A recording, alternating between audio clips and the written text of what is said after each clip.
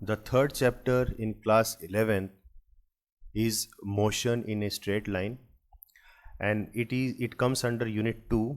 Unit 2 basically has two chapters, that is motion in a straight line, and the chapter number 4 is motion in a plane. So both these chapters comes under unit 2, that is kinematics, and most of the part of this chapter you have already studied in class 9th. So we are just going to revise them in a quick span, so that you will get familiar with all the terms that you have studied in class 9th. So basically, motion. What do you mean by motion?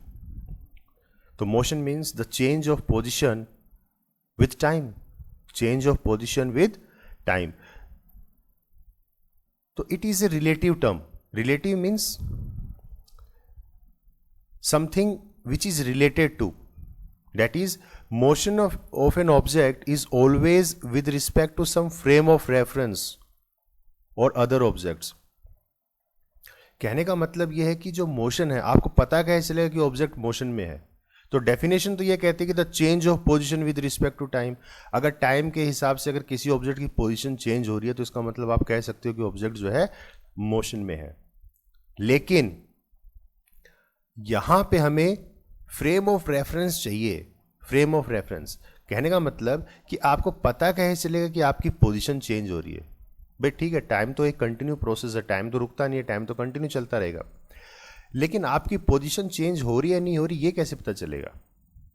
तो उसके लिए आपको क्या चाहिए? Frame of reference चाहिए. मैं आपको एक छोटा सा एग्जांपल देता हूं. जैसे आप ये डायग्राम देखिए, इसमें आप बता सकते हो कि इनकी लोकेशन क्या है, या फिर इन लोगों को पता है कि इनको कहां जाना है. ये किनारा ढूंढने की कोशिश कर रहे हैं, लेकिन ये क्योंकि ओपन एट सी है तो इसमें इनको नहीं पता चलेगा कि कौन सी साइड किनारा है, कौन सी साइड ईस्ट है, कौन सी साइड वेस्ट है. ठीक है, तो इनको एग्जैक्ट पोजीशन का पता ही नहीं है. ठीक है ना. ये घंटे 2 घंटे लगे रहेंगे, चप्पू चलाते रहेंगे, फिर भी ये नहीं बता पाएंगे कि हम कितनी दूर गए, या हम गए भी हैं नहीं गए.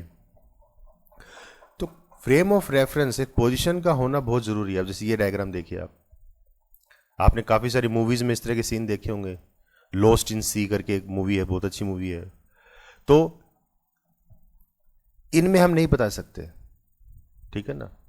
और ऐसे सर्वाइवल के ऊपर काफ़ी मूवी बनी है कि सी में अगर ऐसे गुम हो जाते हैं कई बार.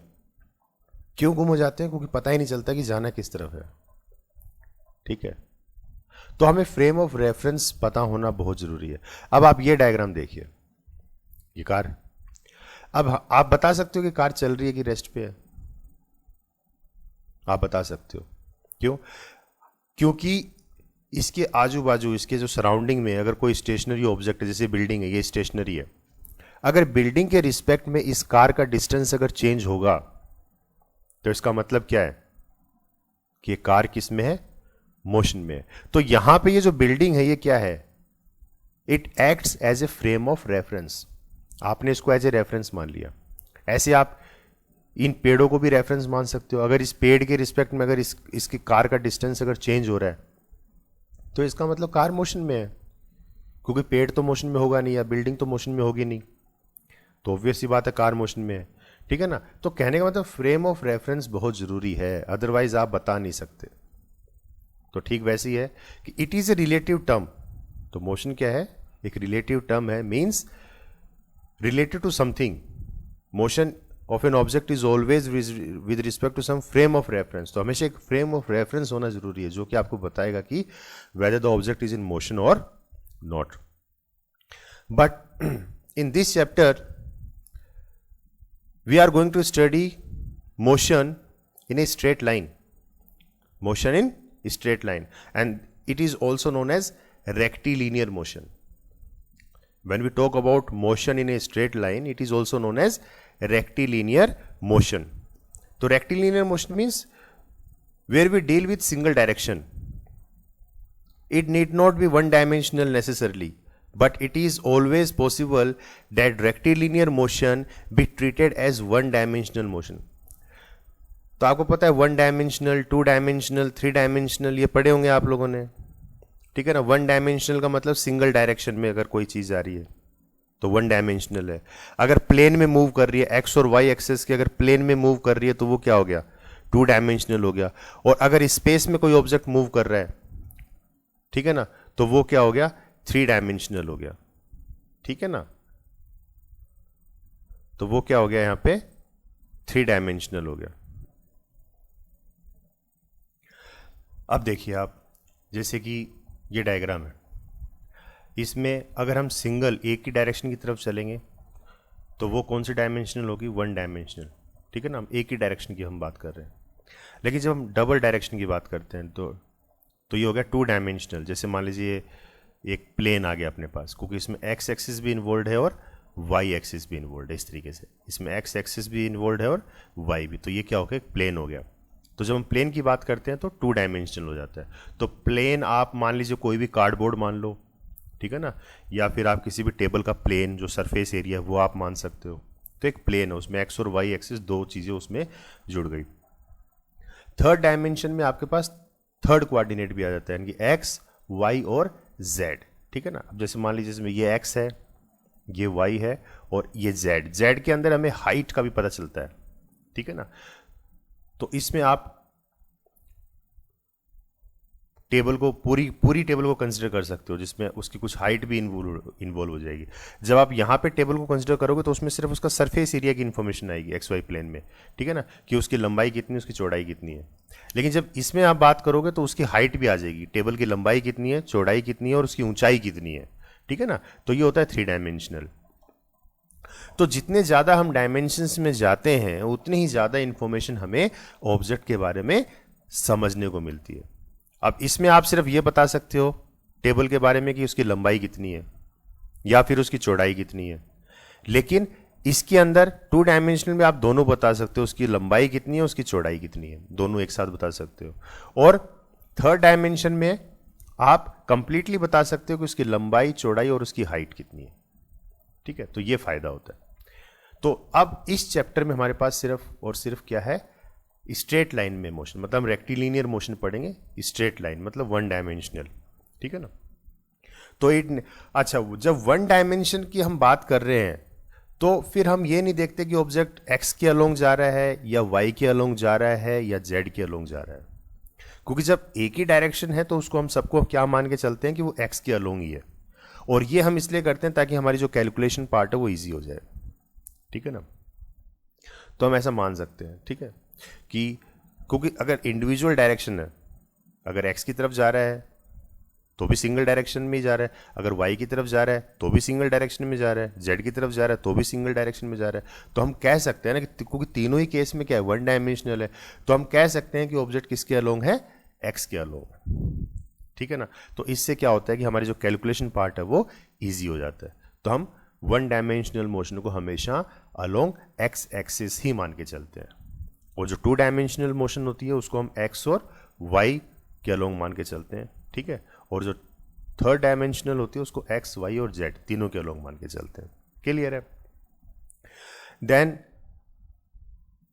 The next topic is scalar quantity, vector quantity. तो ये भी आप 9th में पढ़ चुके हो। स्केलर क्या होते हैं, the quantities which has magnitude but no direction are known as scalar quantities. तो इसमें से for example path, length, speed, ये सब क्या स्केलर क्वांटिटीज है। अच्छा, अगर आप इसके बारे में डिटेल में जानना चाहते हो तो मैंने 9th क्लास के भी वीडियोस डाल रखे हैं यूट्यूब पे, तो आप उनको भी फॉलो कर सकते हो। मोशन वाला चैप्टर है ये, ठीक है ना, उसका लिंक मैं डिस्क्रिप्शन में दे दूंगा। वेक्टर क्वांटिटी क्या होता है, the magnitudes which has both magnitude as well as direction, दोनों चीज़ इसमें इन्वॉल्व होंगी, ठीक है ना। जैसे डिस्प्लेसमेंट है, वेलोसिटी, तो बताने की जरूरत नहीं है क्योंकि ये सब 9th में आप पढ़ चुके हो। पाथ लेंथ, तो पाथ लेंथ क्या होता है, the total distance an object travels from initial to final position, ठीक है ना, कि टोटल कितना डिस्टेंस किसी ऑब्जेक्ट ने ट्रेवल किया, तो वो होती है पाथ लेंथ। ऐसे डिस्प्लेसमेंट, डिस्प्लेसमेंट क्या होता है, the shortest distance between initial and final position, initial से फाइनल पोजीशन के बीच में शॉर्टेस्ट डिस्टेंस क्या है, तो वो हो गया हमारा।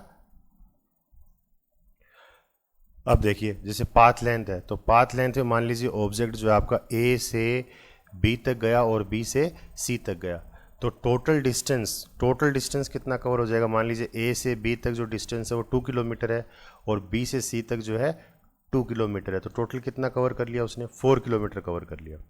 ठीक है, तो ये तो हो गया आपका path length, total path. Displacement क्या होता है? The shortest distance between initial and final position. तो इनिशियल और फाइनल पोजिशन के बीच में सबसे छोटा डिस्टेंस कौन सा होगा? ए सी। भाई इनिशियल पोजीशन ए है और फाइनल पोजीशन क्या है? सी है, तो ये सबसे छोटा डिस्टेंस ये डायरेक्ट जो होता है ए सी है। तो अब ये राइट एंगल ट्राइंगल है मान लीजिए, तो आप ए सी निकाल सकते हो। ए सी क्या हो जाएगा? Is equal to root over A B square plus B C square. ठीक है, तो आप निकाल सकते हो, तो वो हो जाएगी आपकी डिस्प्लेसमेंट। क्लियर है? अब डिस्प्लेसमेंट, अब जैसे ये डायग्राम देखिए आप, इसमें टोटल पाथ कितना होगा? जैसे मान लीजिए यहाँ से यहाँ तक ऑब्जेक्ट गया, इसको किलोमीटर मान लेते हैं अपन, जैसे 3 किलोमीटर इसने ये कवर किया, फिर 2 किलोमीटर ये कवर किया, फिर ये वापस आया है 7 किलोमीटर इसने ये कवर किया है, फिर यहाँ से 4 किलोमीटर इसने ये कवर किया। तो टोटल पाथ लेंथ कितना होगा? टोटल डिस्टेंस कितना कवर किया? तो 3 + 2 5, 5 + 7 12, 12 + 4 16, तो टोटल उसने 16 किलोमीटर कवर कर लिया। ठीक है, लेकिन अगर हम डिस्प्लेसमेंट की बात करें तो डिस्प्लेसमेंट होता है the shortest distance between initial and final position. तो इनिशियल से फाइनल पोजीशन के बीच में सबसे शॉर्टेस्ट डिस्टेंस कितना है? यहां से पकड़िए इसको, तो ये आपका आता है 6 तक गया है तो 4 और हाँ, तो ये आपका आ जाएगा 6 किलोमीटर। और वो भी कैसे आएगा? नेगेटिव में आएगा, माइनस में, क्योंकि अगर ये डायरेक्शन अगर हम पॉजिटिव ले रहे हैं तो ये डायरेक्शन क्या हो जाएगी? नेगेटिव हो जाएगी, क्योंकि डिस्प्लेसमेंट क्या है? वेक्टर क्वांटिटी, और इसमें डायरेक्शन इन्वॉल्व होती है, तो ये डायरेक्शन मैटर करती है। तो डायरेक्शन क्या है? अगर ये पॉजिटिव है तो उसके हिसाब से ये क्या है? नेगेटिव है, तो नेगेटिव डायरेक्शन में जा रहा है। तो कितना जाएगा? Shortest distance between initial and final position, तो शॉर्टेस्ट डिस्टेंस जो आता है ये आता है 6 किलोमीटर। ठीक है, तो 4 तो ये, और ये यहाँ से यहाँ तक 2 ये हो गया। ठीक है ना, तो ये टोटल 4 किलोमीटर, 4 + 2 6 किलोमीटर आ जाएगा। तो ये तो होती है डिस्प्लेसमेंट। क्लियर है? ऐसे ही स्पीड, तो स्पीड क्या होती है? It is the rate at which an object covers distance. तो मैथमेटिकली क्या होता है? स्पीड क्या होता है? डिस्टेंस अपॉन टाइम, यानी कि पाथ लेंथ अपॉन टाइम। ऐसी वेलोसिटी क्या होती है? Rate of change of displacement, that is displacement upon time taken. तो ये हो गई वेलोसिटी।